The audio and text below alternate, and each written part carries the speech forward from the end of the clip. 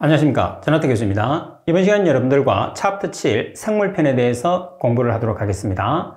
자, 생물편 중에서 먼저 첫 번째 보시게 되면 총대장균군, 두 번째 분홍성 대장균군, 그리고 세 번째 대장균이 나와 있어요.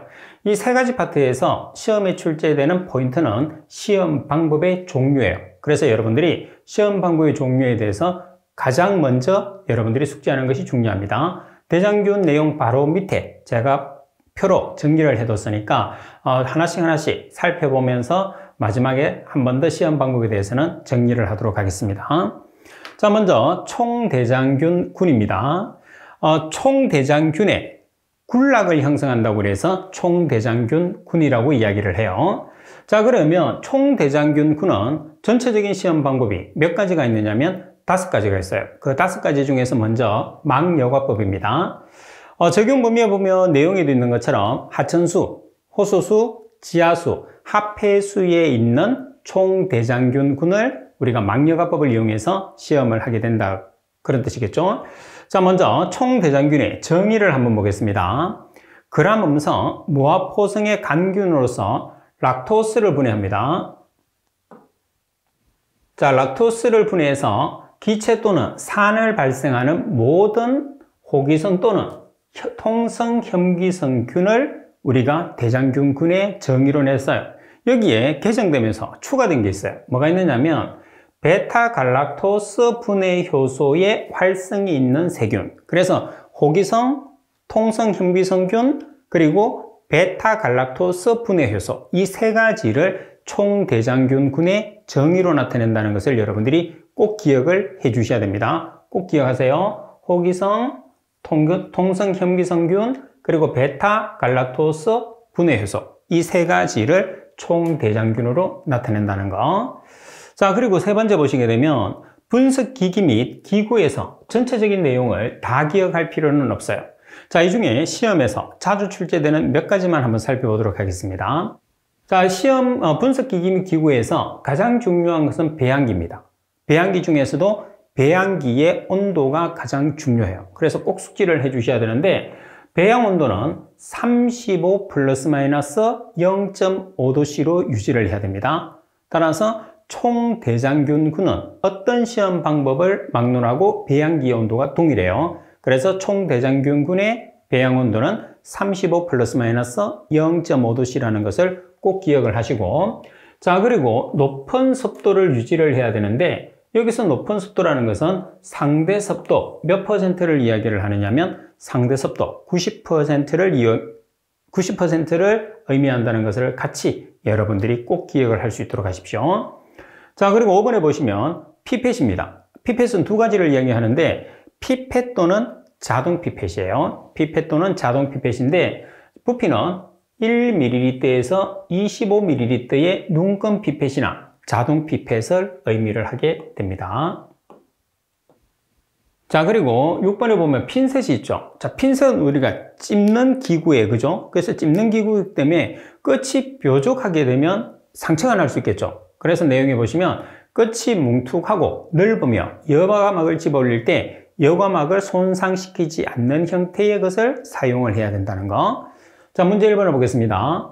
총대장균군 측정 시에 사용되는 배양기의 배양온도 기준으로 알맞은 것은, 자, 먼저 풀이를 볼게요. 자, 우리가 세 가지가 있죠. 대장균의 종류가 총대장균군, 그리고 분홍성 대장균군, 그리고 대장균이 있어요. 그러면 배양기의 배양온도는 총대장균군은 35 플러스 마이너스 0.5도씨, 반면에 분홍성 대장균군은 44.5 플러스 마이너스 0.2도씨, 그리고 대장균은 35 플러스 마이너스 0.5도씨예요. 그래서 여기서는 총대장균군의 배양기의 배양온도를 찾으시오, 이렇게 문제가 나왔으니까 35 플러스 마이너스 0.5도씨, 라번이 정답이 되는 거죠.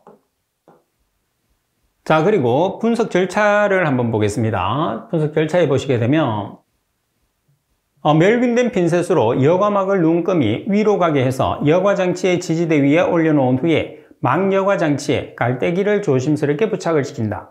자, 그리고 페트리 접시에 20개에서 40개의 세균 집락을 형성하도록 시료를 여과관 상부에 주입하면서 흡입 여과에서 멸균수 20ml에서 30ml로 3회 정도 씻어준다는 거.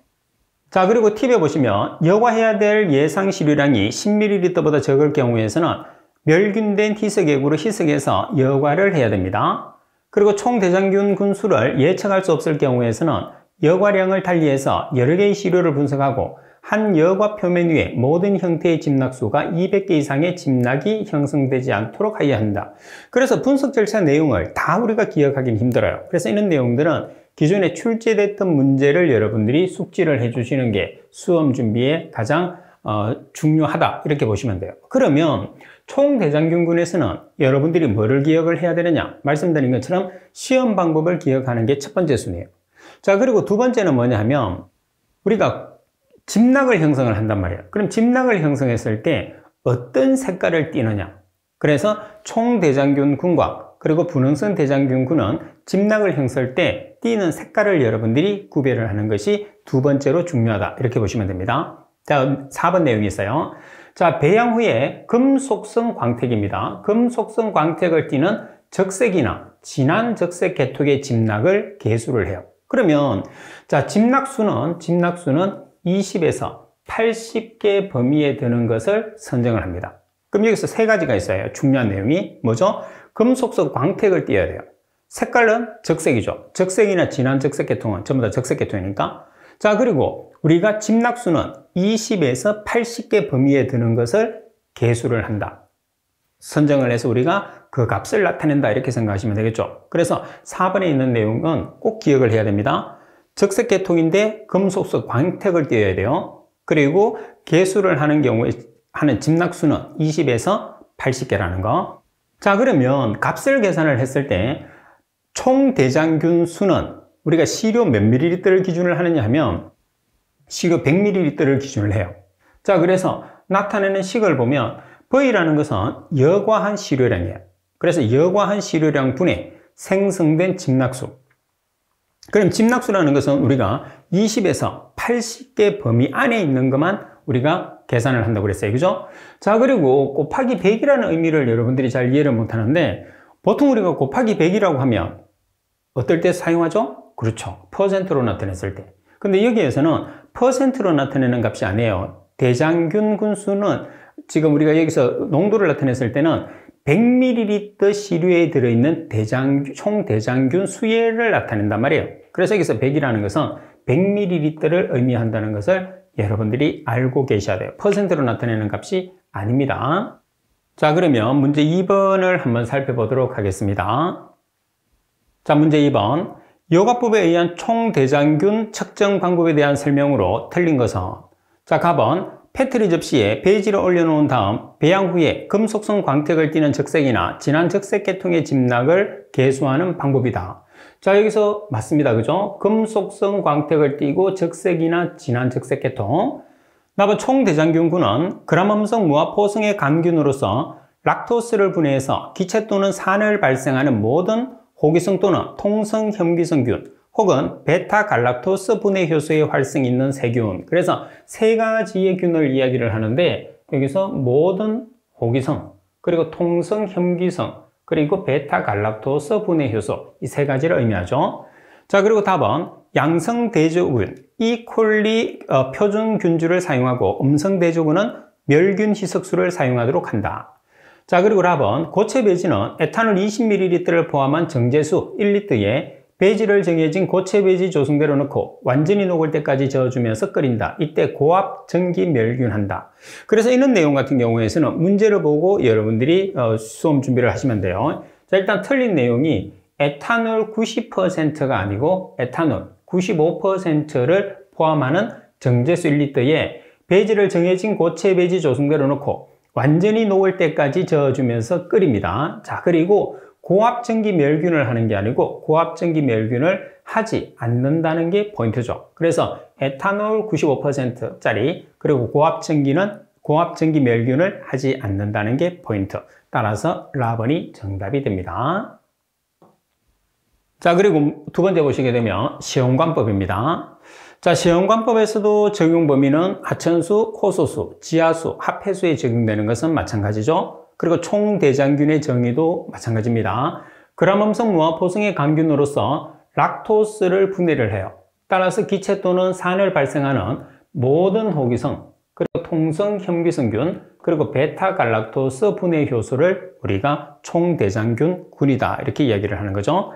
자, 그리고 분석 기기 및 기구도 마찬가지. 배양기의 온도, 그리고 피펫 또는 자동 피펫, 그리고 핀셋 전부 다 동일한 내용이 되니까 여기서는 생략을 하도록 하겠습니다. 자, 그리고 네 번째 분석 절차에 보시게 되면 두 가지 분석 방법이 있어요. 그래서 추정 시험이나 확정 시험이 있는데 이 내용 자체를 기억을 해서 우리가 문제를 맞추는 건 힘들어요. 그래서 가끔씩 출제되기는 하지만 출제 빈도가 떨어지기 때문에 여러분들이 관연도 문제를 풀다 보면 출제돼 있는 내용이 있어요. 그 내용을 기준으로 해서 여러분들이 공부를 하도록 하십시오. 자, 그리고 세 번째 평판짐락법입니다. 자, 평판짐락법 같은 경우에서는 합해수에 적용을 합니다. 자, 그리고 총대장균군의 정의는 동일합니다. 그람음성 무화포성의 강균으로서 락토스를 분해해서 기체 또는 산을 발생하는 모든 호기성, 그리고 통성 혐기성균, 그리고 베타갈락토스 분해 효소 이 세 가지를 이야기하죠. 그리고 분석 기기 및 기구에서도 우리가 알아놔야 되는 것은 배양기의 온도. 총대장균군은 배양기의 온도가 35 플러스 마이너스 0.5도씨로 동일합니다. 그래서 배양기의 온도 정도만 여러분들이 기억하시고, 그리고 사용되는 피펫 또는 자동 피펫은 부피가 여러분들이 여기서는 1ml에서 10ml의 눈금 피펫이나 자동 피펫을 사용을 한다는 거. 자, 그리고 네 번째 효소 이용 정량법입니다. 자, 효소 이용 정량법은 물속에 존재하는 총대장균군을 분석함에 있어서 검사 결과의 정확성과 통일성을 제공하기 위해서 필요한 제반 사항에 대해서 규정함을 목적으로 합니다. 마찬가지 하천수, 호소수, 지하수, 합해수 등에 적용하고, 그리고 총대장균군의 정의는 마찬가지 동일한 정의를 나타내게 됩니다. 자, 그리고 배양기 온도도 동일하죠. 35 플러스 마이너스 0.5도씨. 자, 따라서 결론적으로 여러분들에게 말씀을 드린 것처럼 우리가 기억을 해야 되는 부분은 두 가지 핵심적인 부분은 시험 방법, 그리고 배양기 온도를 집중적으로 공부를 하면 여러분들이 우리가 이제 얻고자 하는 점수를 얻을 수가 있어요. 자, 문제 3번에 보시게 되면 수질오염 공정시험 기준에서 총대장균군의 시험 방법이 아닌 것을 찾으시오 돼 있어요. 자, 가번에 망여과법, 그리고 시험관법, 그리고 균군계수시험법, 그리고 라번에 평판짐락법. 자, 따라서 한 가지가 더 있기는 한데 주로 우리가 가장 많이 사용되는 시험 방법은 풀이에도 있는 것처럼 망여과법, 시험관법, 평판짐락법, 효소이용 정납법이 있는 거죠. 자, 그래서 내용상으로 보시게 되면 지금 답은이 틀렸죠. 그래서 이 답은이라는 내용은 없어요. 그래서 존재하지 않는 방법이기 때문에 답은이 정답이 됩니다. 자, 그리고 두 번째 보시게 되면 분홍성 대장균군입니다. 그래서 분홍성 대장균군의 정의, 그리고 배양온도, 그리고 우리가 짐락했을 때의 색깔. 그래서 이 세 가지를 집중적으로 공부를 하시면 돼요. 분홍성 대장균군에서 시험 방법은 하천수나 호소수, 지하수, 합해수에 적용을 하게 됩니다. 자, 그리고 분홍성 대장균군의 정의를 보시게 되면 온열 동물의 배설물에서 발견되는 그람음성 무화포성의 강균으로서 온도가 나오죠. 락토스를 분해하는데 몇 도에서 분해를 하느냐 하면 44.5도씨에서 분해한다는 것을 꼭 기억을 해야 돼요. 그래서 44.5도씨에서 락토스를 분해해서 가스 또는 산을 발생하는 모든 호기성 또는 통성 혐기성균을 우리가 분홍성 대장균군이다 이렇게 이야기합니다. 온도 꼭 기억을 하도록 하십시오. 자, 그리고 분석기기 및 기구에 보시게 되면 자, 두 번째 배양 또는 항온 수조예요. 그래서 배양기에서 배양 온도가 몇 도가 되느냐 하면 44.5 플러스 마이너스 0.2도씨라는 거 꼭 기억을 할 수 있도록 하십시오. 자, 문제 4번에 보면 분홍성 대장균군의 망여과법에서 배양온도 유지 기준으로 얼마인가 이렇게 나와 있어요. 그러면 분홍성 대장균군 같은 경우에서는 몇 번이죠? 44.5 플러스 마이너스 0.2도씨가 배양기의 배양 온도가 되겠죠. 따라서 라분이 정답입니다. 자, 그리고 분석 절차에서는 여러분들 마지막 네 번째 내용을 보겠습니다. 자, 우리가 계수하는 집락의 범위는 20에서 60개예요. 20에서 60개. 그래서 총대장균군하고는 다르죠. 총대장균군의 막여과법에서는 20에서 80개 범위 사이에서 계수를 하는데 분홍성 대장균군에서 우리가 집락수는 20에서 60개입니다. 그리고 나타내는 색깔은 청색입니다. 그래서 청색을 나타내고 총대장균군 같은 경우에서는 적색을 나타낸다는 것을 꼭 기억을 해 주셔야 돼요. 두 가지 상당히 중요합니다. 자, 그럼 문제를 보시면 문제 5번 분홍성 대장균군의 막여과법의 측정 방법으로 갈로에 알맞은 말은 물속에 존재하는 분홍성 대장균군을 측정하기 위해서 페트리 접시에 배지를 올려놓은 다음 배양 후에 여러 가지 색조를 띠는 갈로이의 집락을 계수하는 방법이다. 자, 여기서 그러면 갈로이의 계수를 집락하는 방법이라고 그랬어요. 그럼 여기서 갈로이의 계수는 여기서 색깔을 나타내는 거죠. 따라서 분홍성 대장균군은 청색계통, 그리고 총대장균군은 적색계통이라는 것을 알면 답을 여러분들이 쉽게 나타낼 수 있겠죠. 자, 그리고 값을 표현하는 것은 동일합니다. 100ml에 포함되어 있는 분홍성 대장균 수를 나타내기 때문에 V라는 여관시료량 분의 C 생성된 집락수 100ml를 기준하잖아요. 그래서 곱하기 100으로 표현을 하게 됩니다. 자, 그리고 여러분들 시험관법. 자, 시험관법에서도 분홍성 대장균군의 정의입니다. 정의는 온도가 있죠. 44.5도씨에서 락토스를 분해한다는 거.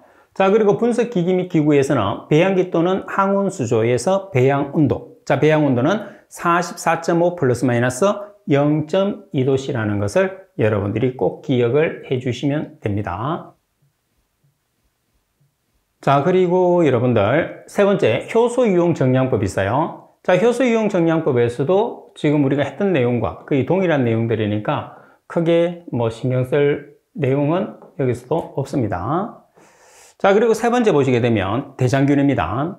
자, 대장균에서 첫 번째 대장균은 이제 우리가 세 가지로 시험을 하는데 막여과법이 있어요. 그러면 막여과법에서 대장균의 정의가 있습니다. 그람음성무와 포승의 감균으로서 베타글루크론산 분해 효소의 활성이 있는 모든 호기성 또는 통성 현미성균을 말한다. 자, 이 내용이 대장균의 정의예요. 그래서 총대장균군, 분홍성 대장균군, 그리고 대장균 이 세 가지의 여러분들 정의는 꼭 기억을 해야 돼요.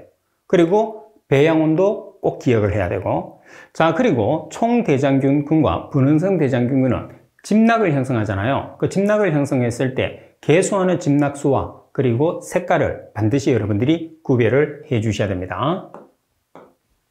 자, 그리고 분석기기 및 기구에서 배양기의 배양온도는 총대장균군하고 똑같죠. 35 플러스 마이너스 0.5도씨입니다.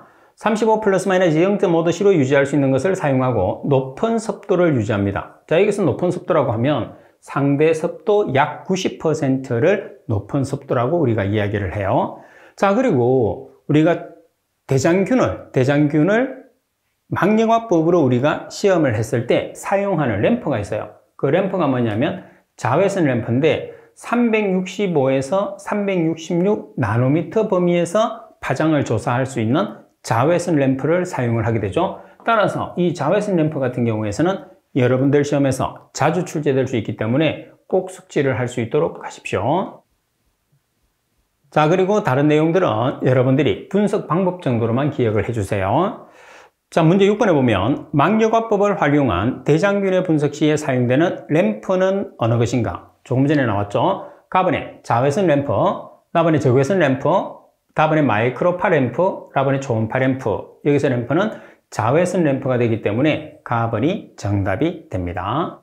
자, 그럼 여기에서 우리가 시험 방법을 정리를 하겠습니다. 반드시 여러분들이 기억을 해야 돼요. 총대장균군, 그리고 분홍성 대장균군, 그리고 대장균. 공통으로 들어가 있는 게 있어요. 공통으로 들어가 있는 게 3개가 있습니다. 뭐가 있느냐 하면 막여과법이 있어요. 시험관법이 있습니다. 효소이용 정량법. 이 3가지는 전부 다 공통으로 들어가요. 자, 그럼 여기에서 총대장균군에만 해당하는 게 두 개가 있어요. 뭐가 있느냐 하면 평판집납법이 있고 건조필름법이 있어요.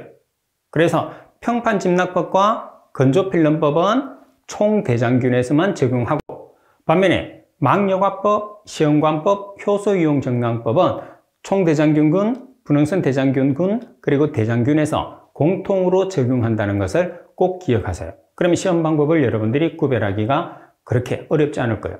자, 시험 방법 구별하고, 배양온도 구별하고, 그리고 색깔, 집낙수, 이 정도로만 여러분들이 구별을 해주시면 대장균에 관계되는 내용들은 시험에서 쉽게 문제를 맞출 수가 있을 겁니다. 자, 그리고 네 번째, 식물성 플랑크톤을 한번 보겠습니다. 자, 식물성 플랑크톤에 보시게 되면 먼저 현미경 개수법. 자, 식물성 플랑크톤을 우리가 시험하는 시험 방법이에요. 그래서 시험 방법은 현미경 개수법이 시험 방법이라는 것을 꼭 기억을 해 주셔야 됩니다. 자, 식물성 플랑크톤의 분석 방법은 현미경 개수법이라는 거 꼭 기억하세요. 자, 이 시험 기준은 물속의 부유 생물인 식물성 플랑크톤을 현미경 개수법을 이용해서 개체수를 조사해서 정량 분석하는 방법이라고 되어 있어요. 그래서 식물성 플랑크톤을 현미경을 이용해서 개수를 한다고 해서 현미경 개수법이 되는 거죠.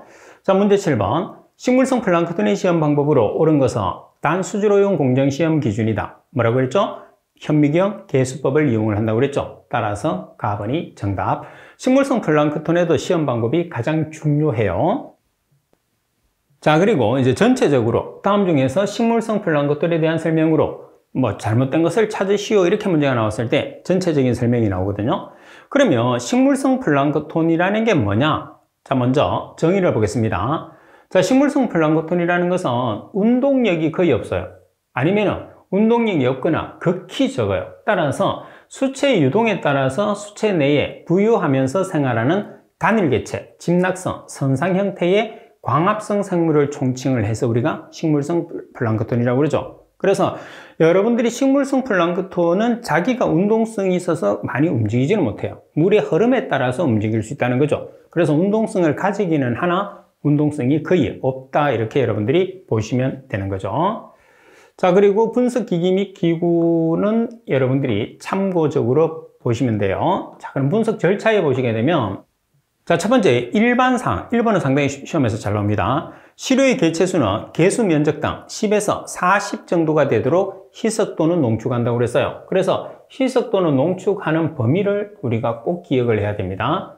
희석 또는 농축하는 범위는 개수 면적당 10에서 40 정도가 된다는 걸 꼭 기억을 하시고, 자, 그리고 시료를 희석하는 경우가 있습니다. 시료가 육안으로 봤을 때, 우리 눈으로 봤을 때 녹색이나 갈색으로 볼 경우에서는 정제수를 이용을 해서 적절한 농도로 희석을 합니다.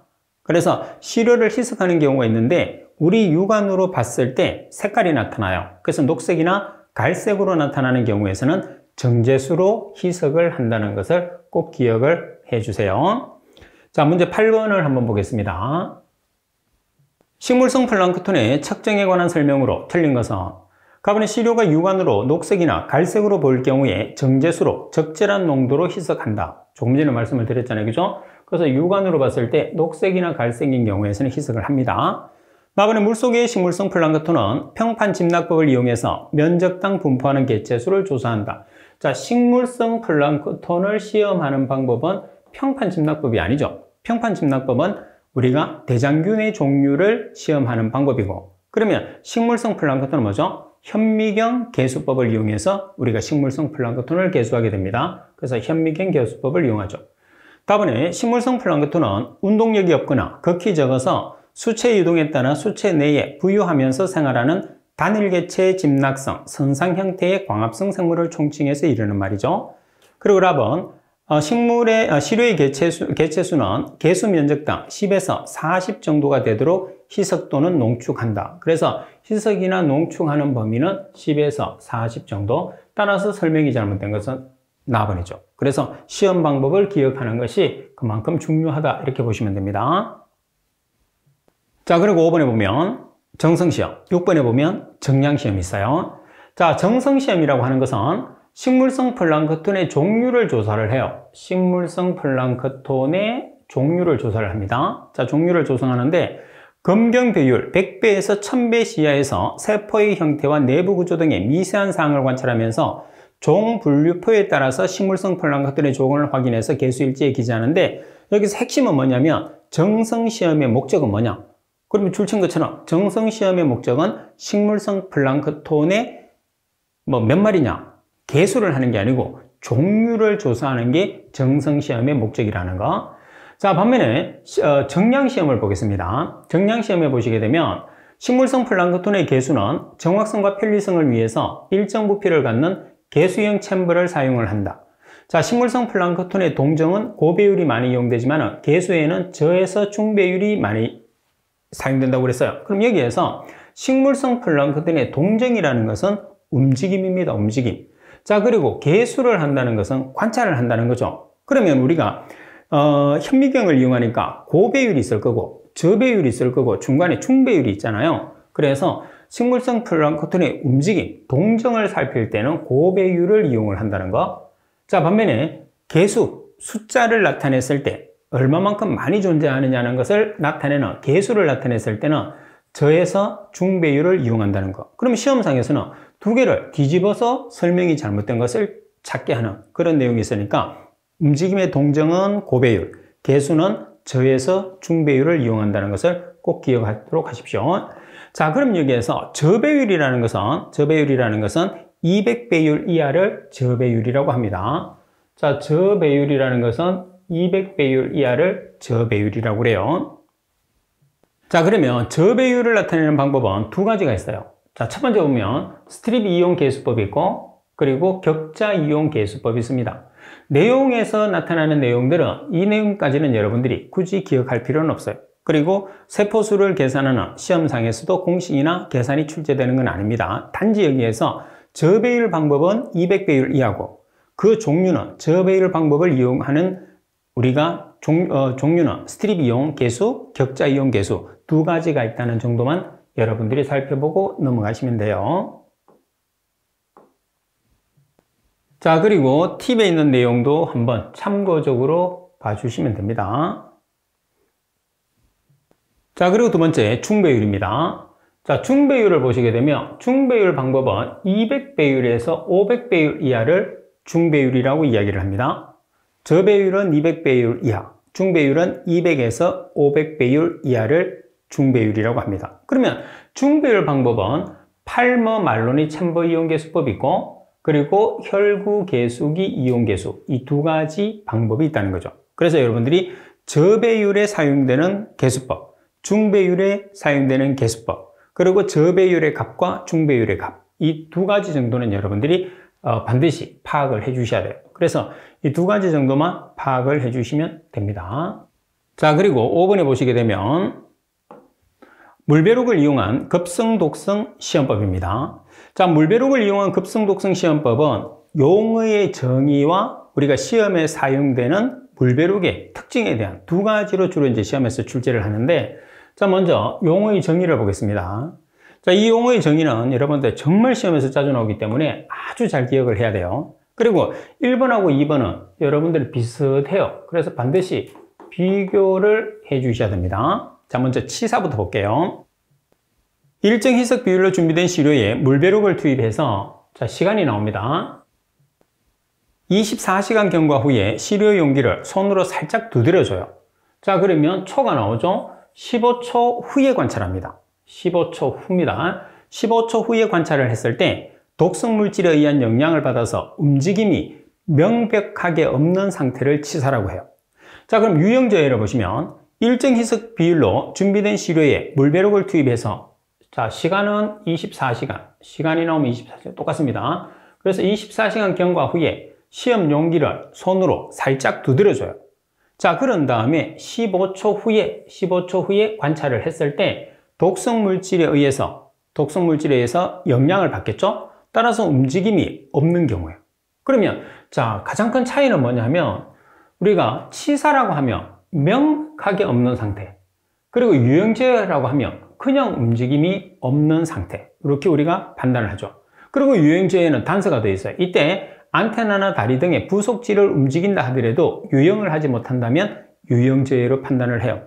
그래서 여러분들이 두 가지를 구별을 해야 되는데, 치사와 유형저해의 공통적인 내용은 시간이 나오면 24시간, 초가 나오면 15초예요. 그래서 24시간 경과, 15초 후에 관찰. 그랬을 때 명백하게 움직임이 없는 상태는 치사, 그리고 움직임이 없을 경우 유형저해로 판단한다는 것을 꼭 기억을 해요. 비슷하니까 우리가 많이 헷갈리는 거예요. 자, 그리고 3번 반수 영양 농도, EC50을 반수 영양 농도라고 하는데, 투입 시험 생물의 50%가 치사 혹은 유형저해를 나타냅니다. 그래서 투입하는 시험 생물의 50%가 치사나 유형저해를 나타내면 반수 영양 농도라고 해요. 그리고 네 번째, 생태 독성값, TU를 생태 독성값이라고 하는데, 통계적 방법을 이용해서 반수 영양 농도의 EC50의 값을 구한 후에, EC50이라는 것은 반수 영양 농도죠. 여기에서 100에서 EC50의 값을 나눠준 값을 우리가 생태 독성값이라고 합니다. 100에서 EC50의 값을 나눠줘요. 그러면 3번에 있는 것처럼 반수 영양 농도라는 EC50을 먼저 계산을 해야 돼. 계산된 EC50을 100에서 나눠주는 값을 생태 독성값이라고 합니다. 자, 이때 단위는 %예요. 그리고 지수식 시험 방법의 정의를 보시면, 시험 기간 중에서 시험 용액을 교환하지 않는 시험을 지수식 시험 방법이라고 합니다. 교환을 하는 시험이냐, 교환을 하지 않는 시험이냐. 그래서 지수식 시험 방법이라는 것은 교환을 하지 않는 시험이라는 것을 꼭 숙지를 해 주셔야 됩니다. 상당히 중요해요. 자, 이 정의는 아주 시험에 잘 나옵니다.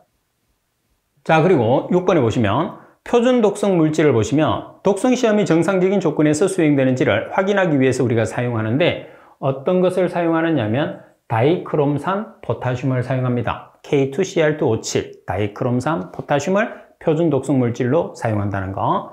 자, 문제 9번을 볼게요. 물벼룩을 이용한 급성 독성 시험법에서 사용되는 용어의 정의로 옳지 않은 것을 찾으시오 그랬어요. 자, 답은 치사가 나왔죠. 치사하고 유형저해는 시간이 나오면 몇 시간이 돼야 되겠죠? 12시간 경과가 아니고 24시간 경과가 돼야 되겠죠. 자, 그리고 살짝 두드려 줬을 때 몇 초 후에 관찰을 하나요? 30초가 아니고 15초 후에 관찰을 해요. 그래서 독성 물질에 의해서 영향을 받아서 움직임이 명백하게 없는 상태를 치사라고 하죠. 그래서 24시간 15초 후. 자, 그리고 나번 반수 영양 농도는 투입 시험 생물의 50%가 치사 혹은 유형저해를 나타낸다. 그리고 답은 표준 독성 물질은 독성 시험이 정상적인 조건에 수행되는지를 주기적으로 확인하기 위해서 사용하며 다이크롬산 포타슘을 이용한다. 라번의 지수식 시험 방법은 시험 기간 중에서 시험 용액을 교환하지 않는 시험을 말한다. 자, 따라서 설명이 잘못된 것은 가번이 되겠죠. 자, 그리고 문제 10번에 보시게 되면, 자, 물벼룩을 이용한 급성 독성 시험법에서 적용되는 용어에서 치사의 정의로 알맞은 말을 찾으시오 그랬어요. 자, 치사입니다.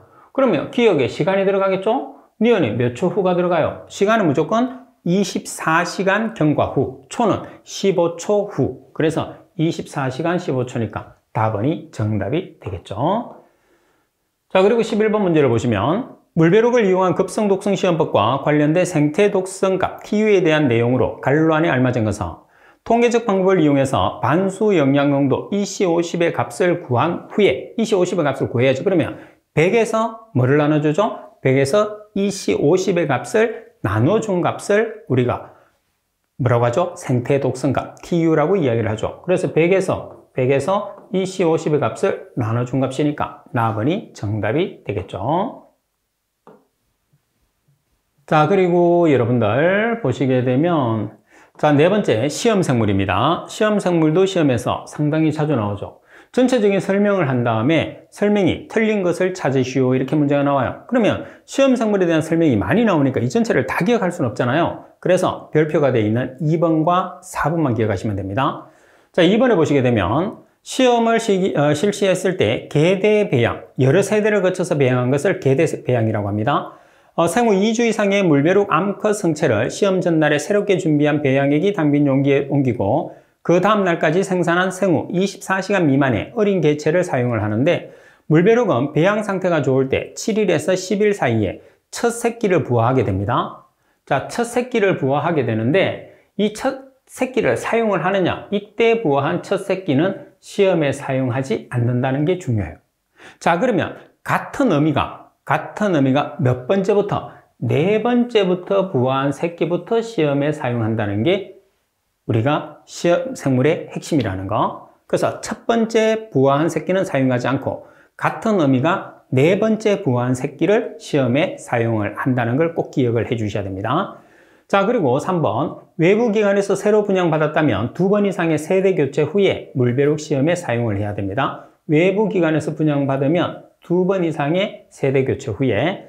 자, 4번에 보면 시험하기 전에 먹이를 공급을 하느냐 하지 않느냐가 중요해요. 자, 먹이를 공급하지 않으면 먹이가 간절하게 원하겠죠, 물벼룩이. 그래서 먹이에 대한 영양을 최소화하기 위해서, 먹이가 주는 영양을 최소화하기 위해서 시험하기 2시간 전에 먹이를 충분히 공급을 해야 돼.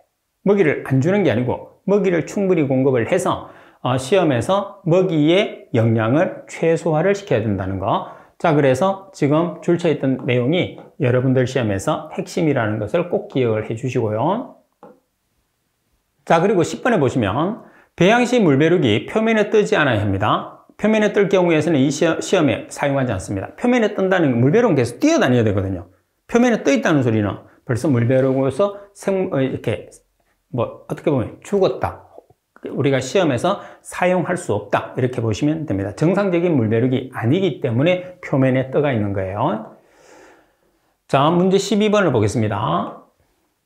물벼룩을 이용한 급성, 독성 시험법에 대한 설명으로 틀린 것은 갑은 물벼룩은 배양 상태가 좋을 때 7일에서 10일 사이에 첫 부화된 건강한 새끼를 시험에 사용한다. 나번 시험하기 2시간 전에 먹이를 충분히 공급해서 시험 중에서 먹이가 주는 영양을 최소화한다. 자, 여기에서 먼저 가번이 왜 틀렸는지 한번 볼까요? 자, 7일에서 10일 사이에 첫 부화를 해요. 그죠? 그럼 이 첫 부화를 하면 이 첫 부화가 된 새끼를 사용하나요? 아니죠. 첫 부화를 한 새끼는 사용하지 않고 같은 의미가 몇 번째부터? 네 번째 새끼부터, 네 번째 부화한 새끼부터 사용을 해야 됩니다. 그래서 가번이 틀렸네요. 그죠? 그래서 가번 아니면 나번이 주로 여러분들 시험에서 출제를 합니다. 자, 그리고 분석 절차를 보시게 되면 자, 시료의 희석비는 희석비를 나타내는데 희석비를 잘 보세요. 원수를 100%를 기준해요. 그러면 50%씩 반씩 나누면 돼요.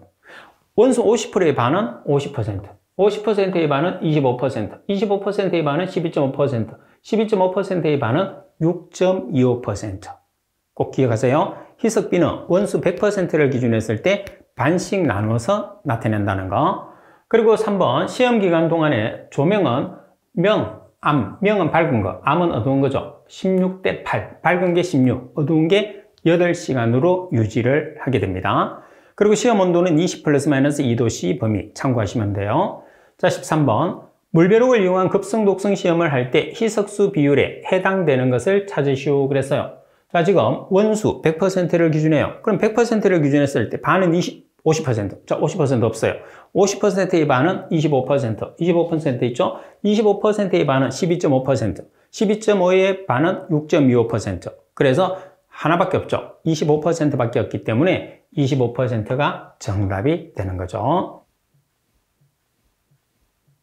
자, 이렇게 해서 생물편에 대한 수업은 여기까지입니다. 그래서 말씀드린 것처럼 전체적인 내용을 다 기억하면 좋은데 우리가 여러 과목을 공부를 해서 시험을 대비를 해야 되기 때문에 여러분들이 준비를 했을 때는 가장 핵심적인 내용을 여러분들이 숙지를 하고 그리고 문제를 이용을 해서 계속적으로 풀이를 해주시는 게, 습득을 해주시는 게 중요합니다. 자, 이번 시간 수업은 이것으로 마치도록 하겠습니다.